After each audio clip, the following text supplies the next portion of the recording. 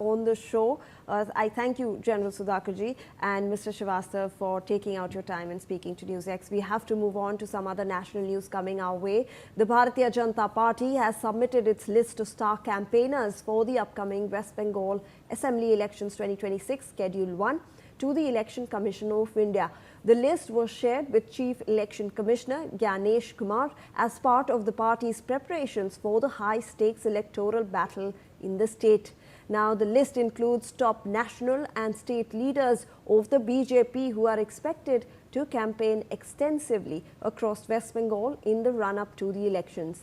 Prime Minister Narendra Modi, BJP National President Nitin Nabin, Defence Minister Rajnath Singh, Union Home Minister Amit Shah, Nitin Gadkari, JP Nadda, Dharmendra Pradhan, Himanta Biswa Sharma, Yogi Adityanath, among others, are included in this list.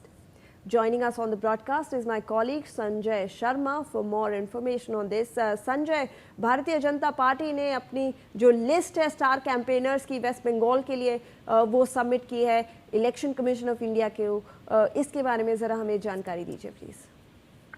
देखिए, हर चुनाव की तरह इस बार भी विधानसभा चुनाव में पश्चिम बंगाल के लिए प्रधानमंत्री नरेंद्र मोदी ही बीजेपी के स्टार कैंपेनर के रूप में उभरे हैं। पहला नाम प्रधानमंत्री नरेंद्र मोदी का दिया गया है। इसके अलावा केंद्रीय गृह मंत्री अमित शाह, बीजेपी के राष्ट्रीय अध्यक्ष नितिन नवीन, केंद्रीय मंत्री जेपी नड्डा, केंद्रीय मंत्री राजनाथ सिंह, नितिन गडकरी, तमाम नेता इस लिस्ट में हमको नजर आ रहे हैं, देखने को मिल रहे हैं। लेकिन सबसे उल्लेखनीय नाम यहाँ पर असम के मुख्यमंत्री हेमंत बिस्वा शर्मा का है। हालांकि असम के चुनाव 9 तारीख को खत्म हो जाएंगे। उसके बाद में हेमंत बिस्वा शर्मा को बड़ी जिम्मेदारी पश्चिम बंगाल की दी गई है। पश्चिम बंगाल से सटा हुआ राज्य असम, और यहाँ पर हेमंत बिस्वा शर्मा का काफी इम्पैक्ट भी नजर आता है, देखा भी जाता है। तो हेमंत बिस्वा शर्मा को वहाँ पर पूरी तरह से जिम्मेदारी दी गई है। इसके अलावा बीजेपी के तमाम स्टार प्रचारक वहां पर पहुंचेंगे। इसमें कई राज्यों के मुख्यमंत्री भी यहाँ पर मौजूद रहेंगे। देवेंद्र फडणवीस का भी नाम उसमें शामिल है।